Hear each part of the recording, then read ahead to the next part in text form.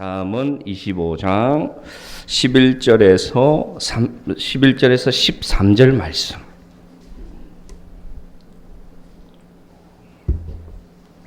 잠언 25장 11절에서 13절까지 말씀. 제가 가진 성경 구약 성경 939페이지.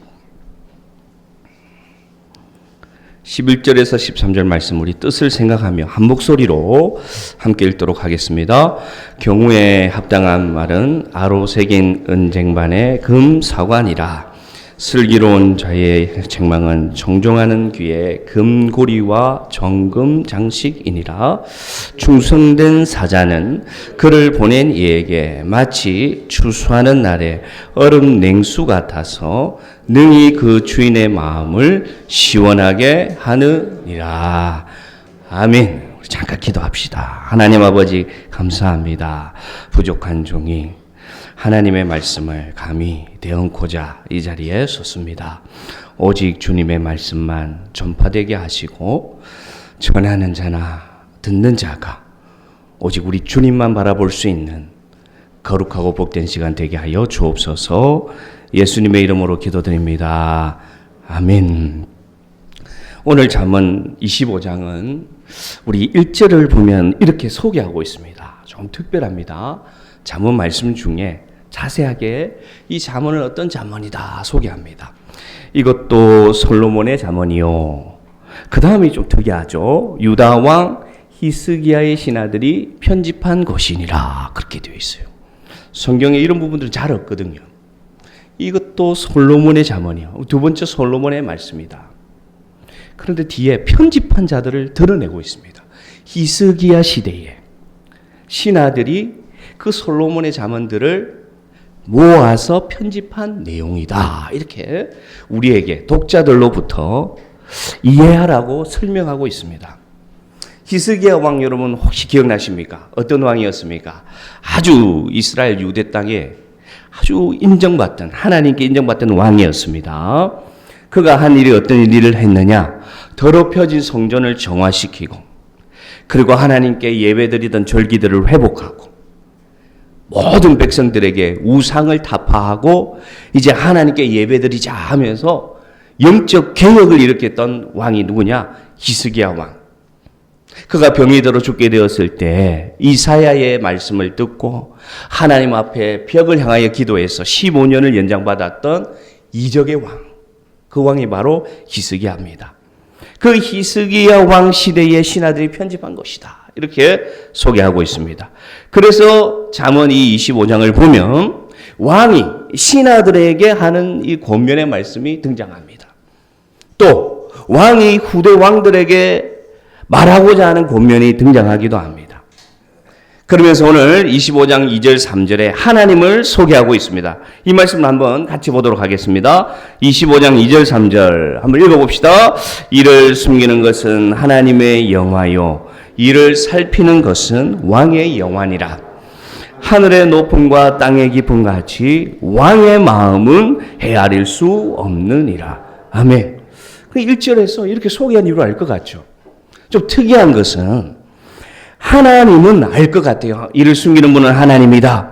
이를 살피는 것도 하나님이다. 이렇게 우리는 익숙한데 특이한 것은 오늘 뭐라고 표현합니까? 하늘의 높음과 땅의 깊음 같이 왕의 마음은 하나님이 아니라 왕의 마음은 헤아릴 수 없느니라. 뭔가 우리에게 좀 특이하게 다가옵니다. 우리가 이해할 것은 저 시대는 하나님이 이스라엘을 다스리던 시대입니다. 왕은 어떤 존재였느냐? 하나님의 신부름꾼. 그래서 저 본문을 이렇게 이해하면 됩니다. 저기서 등장하는 왕의 단어도 하나님이라고 그냥 이해하면 됩니다. 왜냐? 왕은 사실은 하나님의 대언자이기 때문에. 그래서 정리하자면 이를 숨기는 것은 하나님의 역할이고 하나님의 영광이고 이를 드러나게 하는 것도 사실은 하나님의 뜻이다. 하늘의 높임과 땅의 깊음을 인간은 알 수 없지만 하나님은 어떻든 분이시다? 헤아리시는 분이시다. 라고 이 잠언 말씀 25장을 딱 시작하고 있습니다. 저렇게 보니까 이사야 말씀 55장 8절 9절 말씀이 딱 연관해서 떠오릅니다. 이 말씀은 제가 읽어드리도록 하겠습니다. 이는 내 생각이 너희 생각과 다르며 내 길은 너희의 길과 다름이니라. 여호와의 말씀이니라. 할렐루야. 우리가 참 잘 아는 말씀이고 좋아하는 말씀입니다. 우리의 생각과 하나님의 생각은 다르다는 것입니다. 나의 길과 하나님이 계획하는 길은 다르다는 것입니다. 또 9절을 볼까요? 이렇게 소개합니다. 이는 하늘이 땅보다 높음 같이 내 길은 너의 길보다 높으며 내 생각도 너희의 생각보다 어떻다? 높음이니라. 이렇게 소개하고 있습니다. 저는 개인적으로 이 말씀을 참 좋아합니다. 왜냐하면 우리는 어떤 존재입니까? 우리는 이 땅의 이치도 다 헤아리지 못합니다. 이 땅의 질서도 다 우리는 파악하지 못합니다. 그런데 어떻게 감히 우리가 그 하나님의 그 생각과 하나님의 높은 그 생각을 이해할 수가 있겠습니까? 그래서 이사야 선지자가 우리에게 가르쳐주고 있습니다. 저기서 높다라는 표현은 그냥 우리와 존재가 다른 분, 그냥 우리와 차이가 아주 많이 나는 분, 그렇게 이해할 필요가 없습니다. 저기서 우리보다 높다는 의미는 뭐냐? 기억하시길 바랍니다. 하나님은 완전하시다는 것입니다. 할렐루야. 나는 다 이해하지 못합니다. 나는 다 알지 못합니다. 나는 부족합니다.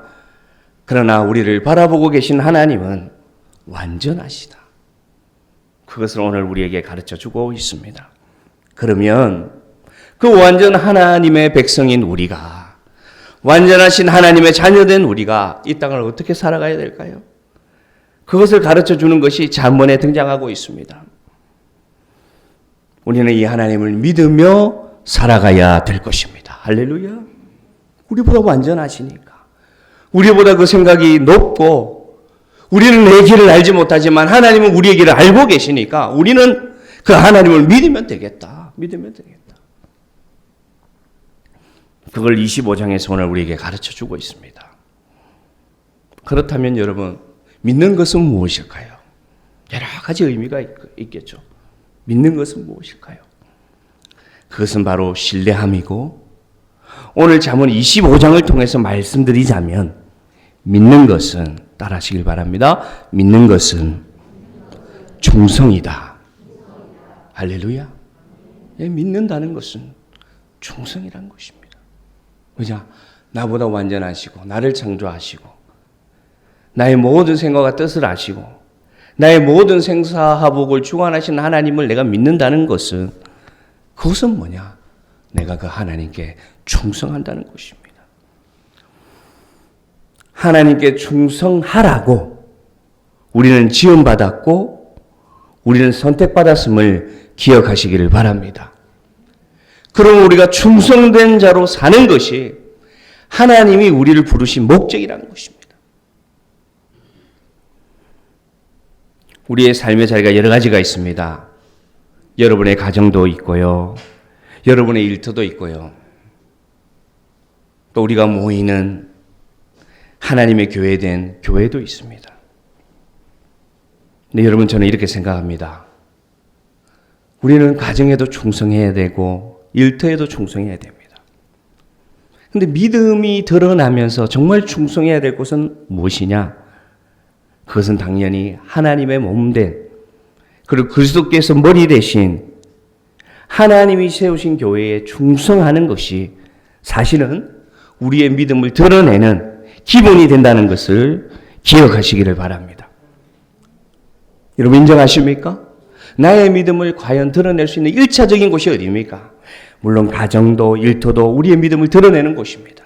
그런데 우리가 하나님이 세우신 하나님의 몸된, 하나님이 머리 되신 하나님의 교회에 우리가 어떻게 섬기는가를 통해서 우리는 우리의 믿음과 우리의 충성을 표현할 수가 있다, 드러낼 수가 있다는 것입니다. 그래서 주중에 충성에 대한 여러 모습이 있지만 오늘은 이 잠언 25장에 드러난 충성된 자는 어떤 모습인지를 나누고자 합니다. 잠언 25장 안에서 충성된 자는 어떤 모습의 삶을 사는 자들인가? 한번 같이 보도록 하겠습니다. 잠언 25장 4절 말씀 뜻을 생각하며 같이 읽습니다. 시작. 그래서 찌꺼기를 취하라. 그리하면 아멘. 첫 번째, 이 충성된 자는 어떤 자를 말하느냐? 은에서 찌꺼기를 제거하는 자. 다른 말로 하면 깨끗한 자가 하나님이 찾으시는 충성된 자입니다. 다시 말씀드립니다. 은에서 찌꺼기가 제거되어 깨끗한 은이 되는 것처럼 내 삶에서 더러운 것들이 제거돼서 하나님이 쓰시고자 할 때 준비된 자가 어떤 자냐? 충성된 자임을 기억하시기를 바랍니다. 도가니는 은을, 풀무는 금을 연단하거니와 여호와께서는 마음을 연단하시느니라. 우리 앞에서 묵상했던 말씀입니다. 하나님은 이 시대에 살아가는 우리를 깨끗해지게 하기 위해서 오늘도 우리를 연단하시는 분임을 기억하시길 바랍니다. 하나님 우리를 연단하고 계세요. 왜냐? 하나님께 충성된 자로 만드시기 위해서, 우리에게 남아있는 찌꺼기를 제거하기 위해서 하나님은 오늘도 우리를 연단하시는 분이시다. 베드로전서 4장 12절 13절 한번 보겠습니다. 이 연단이 어떤 의미인지를 소개합니다. 우리가 잘 아는 말씀인데 한 번 더 봅니다. 사랑하는 자들아, 너희를 연단하려고 오는 불시험을 이상한 일 당하는 것 같이 이상히 여기지 말고 13절 오히려 너희가 그리스도의 고난에 참여하는 것으로 즐거워하라. 이는 그의 영광을 나타내실 때에 너희로 즐거워하고 기뻐하게 하려 함이라. 이렇게 되어 있어요. 자, 보시면 하나님이 너희를 연단하려고 오는 불시험을 첫째는 어떻게 여기지 말라? 이상하게 생각하지 말라. 다른 뜻으로 하면 이상하게 여기지 않는다는 뜻은 어떤 뜻입니까? 당연한 것으로 받아들여라. 그런 뜻입니다. 그러면서 하는 말이 13절은 더 어렵습니다. 너희가 고난에 참여하는 것을 뭐하라? 즐거워하라. 즐거워하라. 우리 한번 생각해 봅시다. 은에서 찌꺼기가 제거되는 과정이 쉬운 과정일까요? 어려운 과정일까요? 어렵습니다. 어렵습니다. 그냥 물로 닦아낸다고 찌꺼기가 제거되는 게 아닙니다. 그래서 기술이 덜 발달한 고대에는 은이 금보다 더 비쌌다고 합니다. 왜냐? 그만큼 은에서 찌꺼기를 제거하는 일이 쉬웠다, 어려웠다? 어려웠다고 합니다. 그래서 고대에는 은이 금보다 더 귀하게 취급받았다는 겁니다. 그런데 왜 사도는 오늘 그 찌꺼기가 제거되는 연단을 즐거워하라고 얘기할까요? 왜 즐거워하라고 얘기할까요? 나는 너무 힘든데, 나는 그 뜨거운 온도를 감당하기가 너무나 어렵고 힘들고 피하고 싶은데 오늘 베드로 사도는 말하기를 너희가 연단받음을 즐거워하라고 얘기합니다. 왜 그럴까요? 왜 베드로 사도는 그것을 즐거워하라고 얘기할까요? 왜 충성된 사도 베드로는 그것이 즐거운이라고 얘기할까요? 그가 알았습니다. 뭘 알았느냐?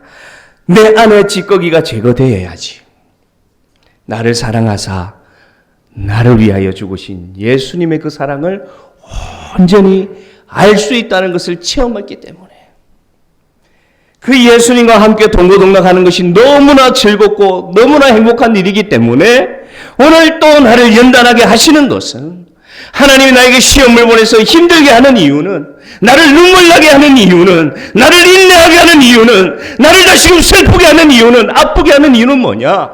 하나님이 나를 사랑하사 예수님과 다 친하게, 예수님과 다 가까이 살게 하기 위해서 보내신 하나님의 선물임을 베드로 사도는 알았다는 것입니다. 사랑하는 성도 여러분, 깨끗해야 예수 그리스도의 사랑을 알 수가 있습니다. 깨끗해야 예수님을 거짓없는 눈으로 볼 수가 있습니다. 깨끗한 자가, 오늘 찌꺼기가 제거된 자가 충성된 자임을 여러분이 인정하시기를 바랍니다. 그래서 여러분 삶에 믿음 때문에 겪는 고난이 있다면, 믿음을 지키기 위해서 겪는 연단이 있다면 즐거워하는 우리 사랑하는 성도 되기를 바랍니다. 쉽지는 않죠. 그러나 바랍니다. 자, 보세요. 이 은에서 찌꺼기가 제거되면 어떤 역사가 일어나느냐. 25장 4절 세번역 성경으로 한번 보도록 합니다. 25장 4절 시작. 은에서 찌꺼기를 없애라. 그리하여야 은장색의 손에 그릇이 되어 나온다. 이렇게 되어 있습니다. 할렐루야. 자, 그러면 충성된 자는 깨끗하게 되는 자라고 왜 잠언에서 설명하느냐? 왜 설명하느냐? 은에서 찌꺼기가 제거되어야 비로소 뭐가 된다고요? 은장색의 손에서 무엇이 되어 나온다?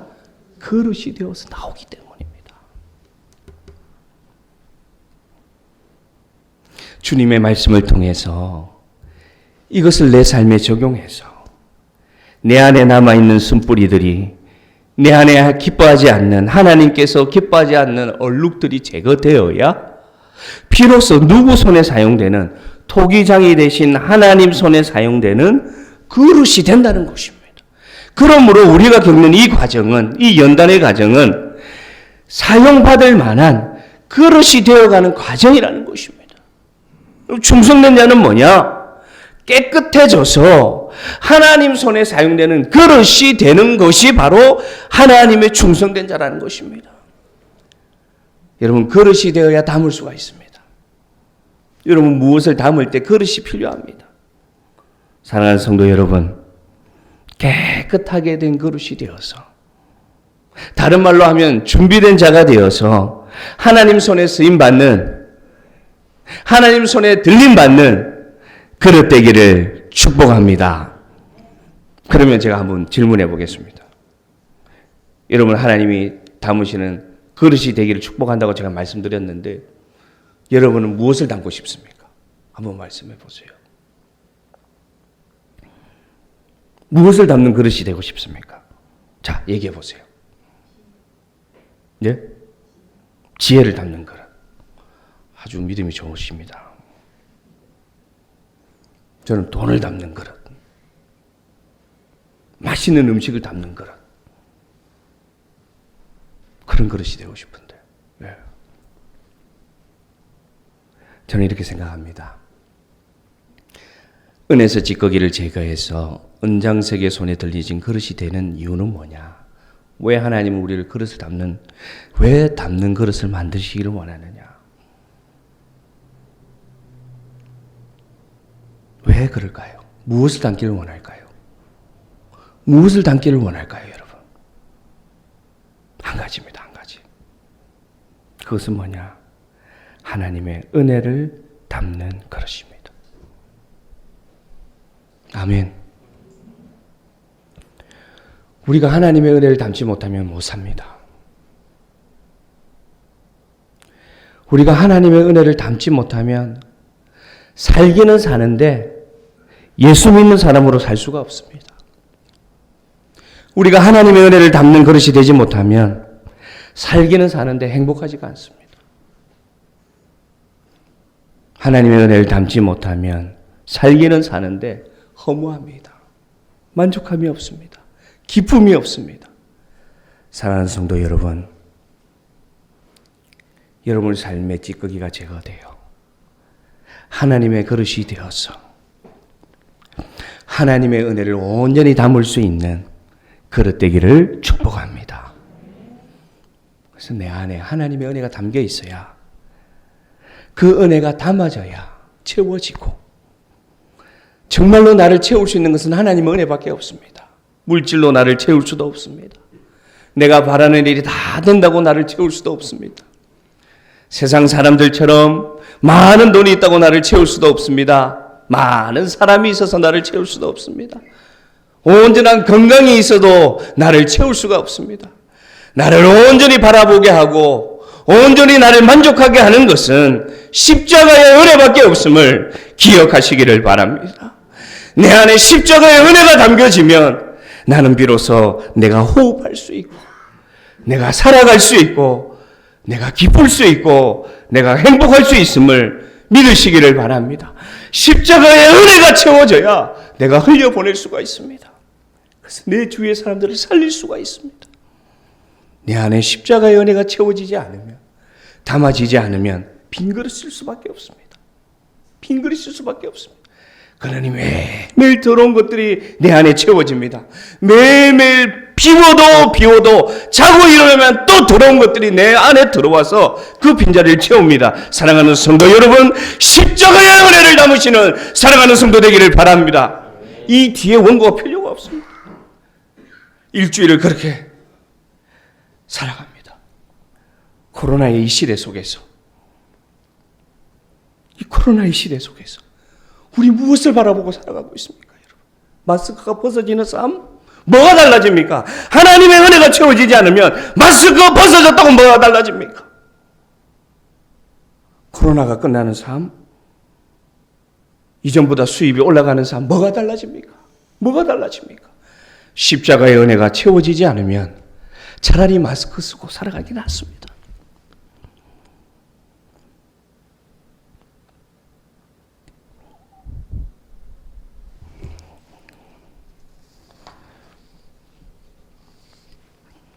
우리 교회가 이 은혜를 담는 그릇들로 채워지기를 간절히 기도합니다.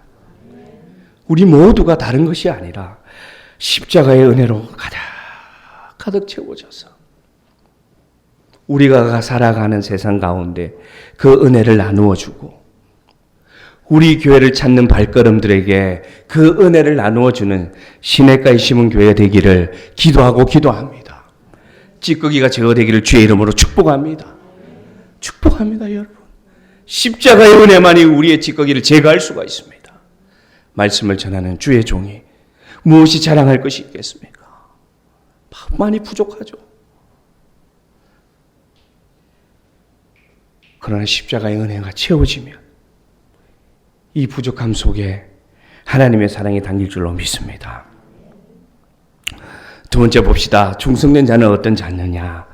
깨끗하게 준비된 그릇이 되는 자가 충성된 자라고 잠언이 말씀하고, 두 번째로 오늘 충성된 자는 어떤 자냐? 잠언 25장 6절에 말합니다. 25장 6절 읽읍시다. 왕 앞에서 스스로 높은 채 하지 말며 대인들의 자리에 서지 말라. 아멘. 어떤 의미냐? 충성된 자의 두 번째 의미는 뭐냐? 낮아지는 자입니다. 낮아지는 자. 왕 앞에서 스스로 높은 채 하지 말라. 왕을 어떤 단어로 바꾸면 된다고요? 하나님. 하나님 앞에서 스스로 높은 채 하지 말라. 예수님이 이 땅에 오셔서 유대 땅에서 하나님 복음을 전할 때 이렇게 얘기했죠. 화 있을진저 너희 바리새인들이여, 너희가 회당 높은 자리와 시장에서 문안받는 것을 기뻐하는도다. 그래서 예수님은 그 종교 지도자들, 바리새인, 서기관, 율법학자, 대제사장들이 좋은 옷 입고 높은 자리에 서서 문안받고 손 들고 거룩하게 기도하는 모습을 독사의 자식들아, 그렇게 예수님 말씀하셨어요. 누가복음 14장에는 예화를 통해서 그렇게 말씀하십니다. 너희가 어떤 잔치 자리에 청함받았을 때 너희가 당연히 높은 자리에, 좋은 자리에 앉을 자격이 되더라도 거기 앉지 마라. 거기 앉지 말고 저 문 앞에 저기 낮은 자리에 앉아라. 그런데 네 친구가 보고 있다가, 어이 친구, 왜 당신이 거기 앉아 있느냐? 이 높은 자리로 올라오소 할 때 너희가 높임 받는다. 그렇게 가르쳐 주었어요. 근데 우리는 본능적으로 대접받기를 원합니다. 문안받기를 원합니다. 높아지기를 원합니다. 그래서 누가복음 14장 11절 잘 아는 말씀입니다. 예수님이 가르쳐 주셨습니다. 제가 읽어드립니다. 무릇 자기를 높이는 자는 낮아지고 자기를 낮추는 자는 높아지리라. 할렐루야. 주님이 가르쳐 주셨어요. 충성된 자는 자기를 낮추는 자임을 기억하시기를 바랍니다. 그래서 예수님 자기소개 어떻게 하는지 읽어드리겠습니다. 예수님이 자기소개를 제자들에게 합니다. 인자가 온 것은 섬김을 받으려 함이 아니라 도리어 섬기려 하고 자기 목숨을 많은 사람의 대속물로 주려 함이니라. 아멘. 저게 예수님의 자기소개서. 예수님의 자기소개서. 나는 섬김을 받으려 온 것이 아니라 도리어 많은 자를 섬기려 하고 더 나아가 내 목숨조차도 너희를 위한 대속물로 주려고 나는 온 사람이다. 그렇게 소개하고 있습니다. 하나님은 어떤 충성된 자를 찾으시느냐? 자신을 낮추며 섬기는 충성된 자를 찾으시는 것을 기억하시기를 바랍니다. 섬김의 교훈이 나와서 말씀드리는데 이 낮춘다, 자신이 섬기는 자리에 있다고 하면 우리가 흔히들 잘못 오해하는 부분이 있습니다. 그것은 뭐냐? 직분에 관해 있습니다. 보면은 어떤 분이 직분을 받을 때가 되면 이렇게 얘기합니다. 목사님, 저는 그냥 낮은 자리에서 섬기고 싶어요. 집사님, 한번 기관적으로 한번 섬겨보세요. 아니요, 목사님, 저는 빚도 없이,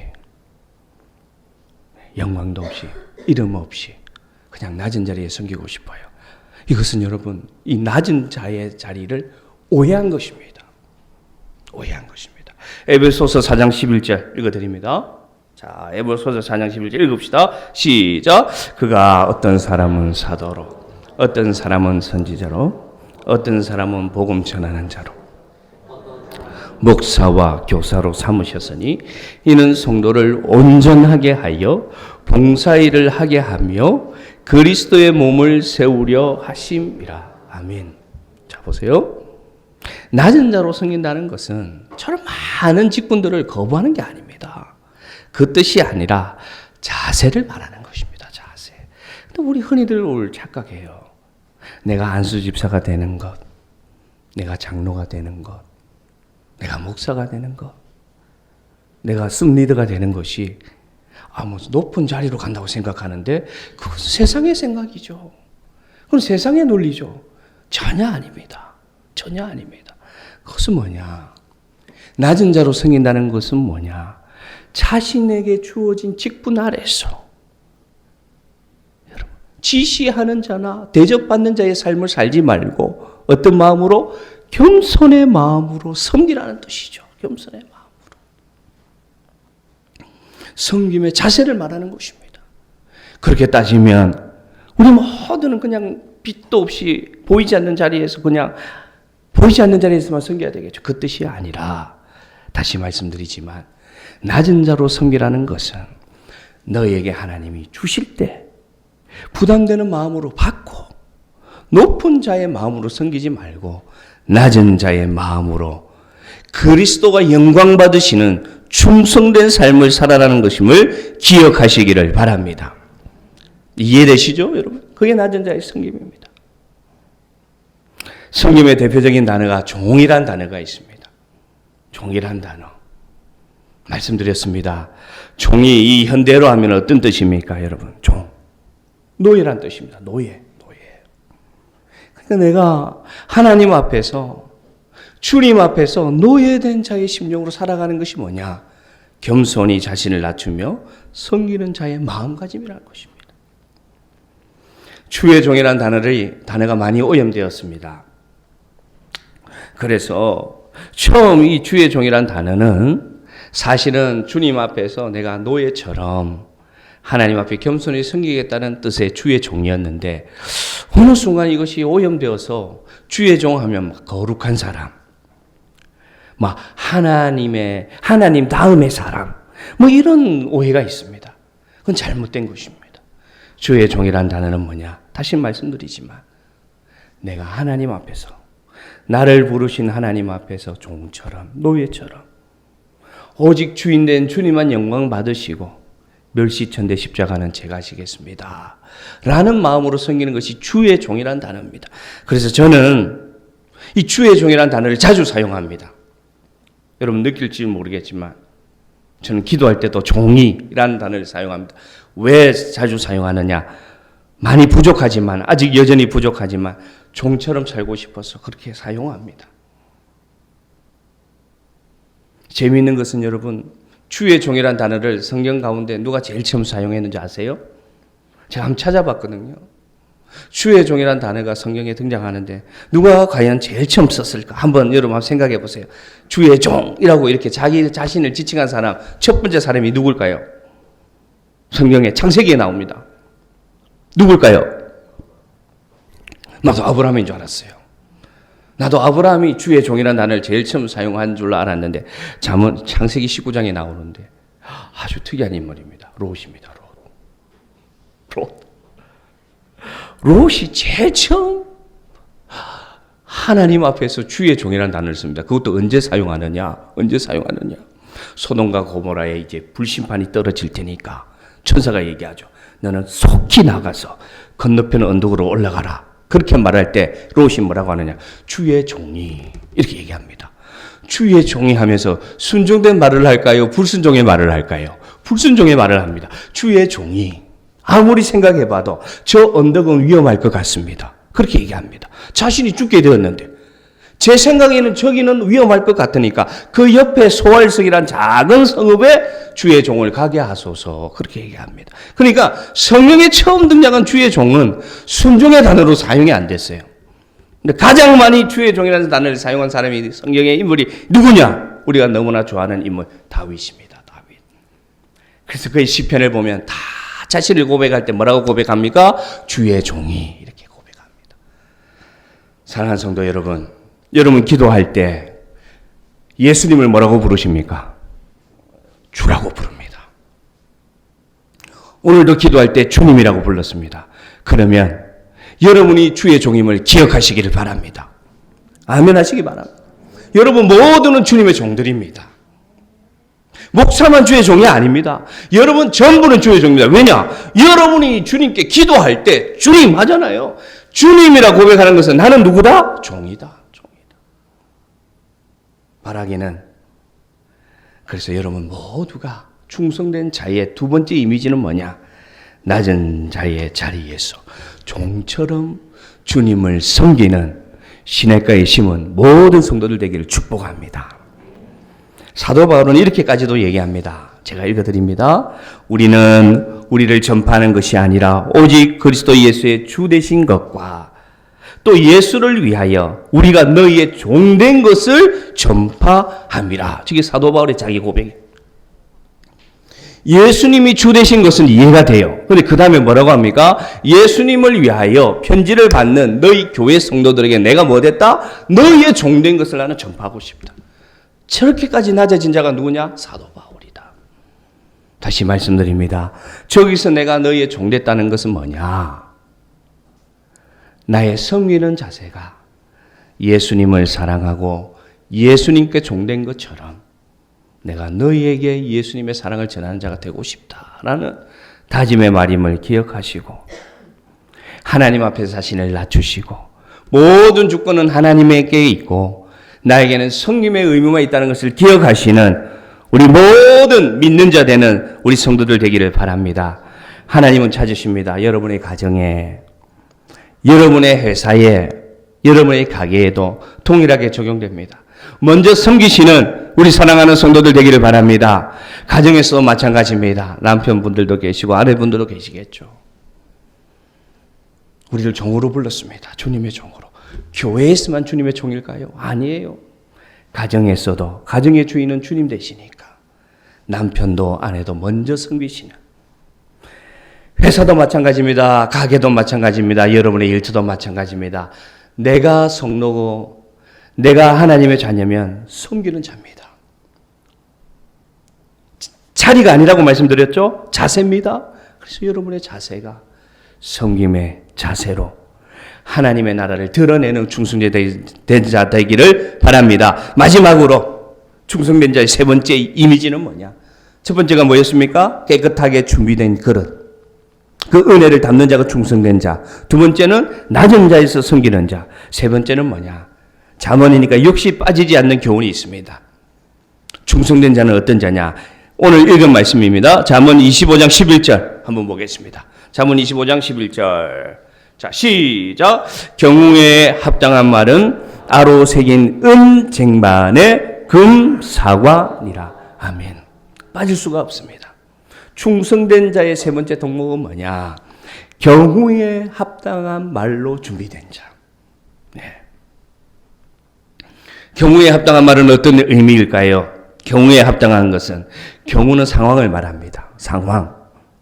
이 어떤 상황을 말하느냐? 이 경우에 합당한 말이라는 뜻은 듣는 자의 형편을 살필 수 있는다는 말입니다. 듣는 자의 형편을 살필 수 있다는 뜻. 간단한 단어로 설명드립니다. 경우에 합당한 말은 공감입니다. 공감. 충성된 자는 공감하는 자입니다. 하나님의 말씀에 공감하는 자가 충성된 자임을 기억하시기를 바랍니다. 공감하는 자는 뭐냐?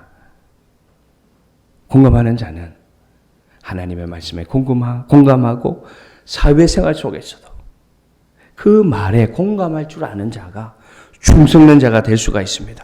영어 성경에는 저 경우에 합당한 말을 뭐라고 설명하느냐? Timely advice is lovely 이렇게 되어 있어요. 어떤 말입니까? 이 경우에 합당한 말은 시기적절한 말, 시기적절한 말. 타이밍에 맞는 말을 할 줄 아는 사람, 타이밍에 맞는 말을 할 줄 아는 사람. 그러니까 여러분 확 들어오죠. 충성된 자는 어떤 자냐? 경우에 합당한 말을 하는 자인데, 공감의 능력이 있는 자인데, 듣는 자의 형편을 살필 줄 알고, 환경을 살필 줄 알고, 상황을 살필 줄 아는 자인데, 타이밍을 살필 줄 아는 자가 공감하는 자고, 충성된 자가 될 수 있다는 것이죠. 시기적절한 말을 할 줄 알아야 된다. 세 번째로 이 경우의 말은 뭐냐? 12절에 나와 있습니다. 한번 읽읍시다. 이제 말씀 끝나갑니다. 25장 12절 말씀 시작. 슬기로운 자의 책망은 총정하는 기의 금고리와 정금 장식이니라. 아멘. 충성된 자의 덕목은 뭐냐? 경우에 합당한 말을 하는 자, 공감할 줄 아는 자, 시기적절한 말을 하는 자. 통합해서 어떤 자냐? 슬기롭게 말할 수 있는 자. 그래서 여러분 왕들도 그렇잖아요. 슬기롭게 조언하고 슬기롭게 말하는 자를 곁에 둡니다. 그죠? 그렇게 두죠. 하나님도 마찬가지입니다. 하나님도 하나님의 몸된 교회에 어떤 충성된 자를 보고 있느냐, 찾고 있느냐, 이 말을 시기적절하게 잘하며 하나님 마음을 감동을 주며 지혜롭게 말할 수 있는 자를 하나님은 슬기로운 자로 충성된 자로 쓰시기를 기다린다는 것이죠. 그러한 자가 되기를 바랍니다. 저도 하나님 앞에서 그러한 자가 되기를 바라고 여러분도 하나님 보실 때 이러한 자가 되기를 바랍니다. 그러기 위해서는 어떤 훈련이 되어야 되느냐? 어떤 훈련이 되어야 되느냐? 잘 듣는 자가 되어야 되겠다. 잘 듣는 자가. 그래서 이 앞의 내용이 어렵고 복잡하다면 이렇게 생각하면 됩니다. 하나님이 찾는 충성된 자는 어떤 자냐? 잘 듣는 자, 잘 듣는 자. 잘 듣는 자가, 잘 듣는 자가 잘 말하는 자가 됩니다. 잘 말하는 자는 잘 듣습니다. 말씀을 정리합니다. 오늘도 하나님은 충성된 자를 찾으십니다. 어떤 충성된 자를 찾으시냐? 내 삶에 내 마음이 늘 깨끗해져서 하나님의 은혜를 잘 담을 수 있는 깨끗한 그릇된 자를 찾으십니다. 두 번째로는 어떤 자를 찾으신다고요? 하나님은 하나님에서 낮아진 자로 겸손의 자세로 섬기는 자를 하나님은 찾으십니다. 세 번째로 어떤 자를 찾으시느냐? 잘 들어서 하나님의 말씀을 잘 청종해서 슬기롭게 말하고 경우에 합당한 말을 할 줄 알고 공감하는 말을 할 줄 아는 지혜로운 자를 하나님은 오늘도 충성된 자로 찾으신다. 결론적인 말씀 잠언 25장 13절 읽겠습니다. 함께 잠언 25장 13절 시작. 충성된 사자는 그를 보낸 이에게 마치 추수하는 날의 얼음 냉수 같아서 능히 그 주인의 마음을 시원하게 하느니라. 아멘. 아멘. 저 성경은 우리 한글로 번역될 때 저렇게 번역이 된 겁니다. 원어의 뜻을 보면 얼음 냉수란 단어가 안 되어 있습니다. 얼음 냉수는 이스라엘에는 없었던 것 같아요. 그래서 원어로 보면 여름날에 내리는 눈이란 뜻입니다. 여름날에 내리는 눈. 우리 사랑하는 성도 여러분, 하나님 보실 때 하나님 마음을 시원하게 해드리는 우리 성도들 되기를 축복합니다. 하나님이 다른 걸 볼 때 답답해요. 이 세상을 볼 때. 막 답답해 하나님이. 그런데 여러분만 보면 하나님이 어떻게 느끼시느냐? 여러분의 그 충성을 보시고 하나님이 생각할 때 참 내 마음이 시원하다. 그렇게 말씀하시는 인정받는 우리 성도들 되기를 축복합니다. 그런 복 받아 누리시기를 바랍니다. 정말 외람되지만 이해하고 들으시길 바랍니다. 이 시냇가의 시몬교회에 여러분이 이런 충성된 일꾼 되기를 축복합니다. 왜? 그렇게 될 수 있습니다. 그래서 오늘 이 잠언 말씀을 꼭 기억하셔서 하나님의 교회에 또 여러분의 일터에서 여러분 가정에서 이 허물어져가는 세상 가운데 날마다 내 자신을 깨끗하게 해서 하나님의 은혜를 간직한 자로서 겸손히 낮아진 모습으로 그리스도의 향기를 나타내는 자로서 슬기롭고 지혜로운 말, 시기적절한 말로 많은 성도들에게 감동 주고 위로 주고 격려하고 세워주는 자로서 하나님 보실 때 얼음 냉수같이 시원케 하는 우리 시내가의 시문교회 될 줄로 믿습니다. 이제 코로나가 끝나면 그렇게 채워지고 그렇게 자라가고 그렇게 성장해 갈 줄로 믿습니다. 우리 찬양 드리겠습니다.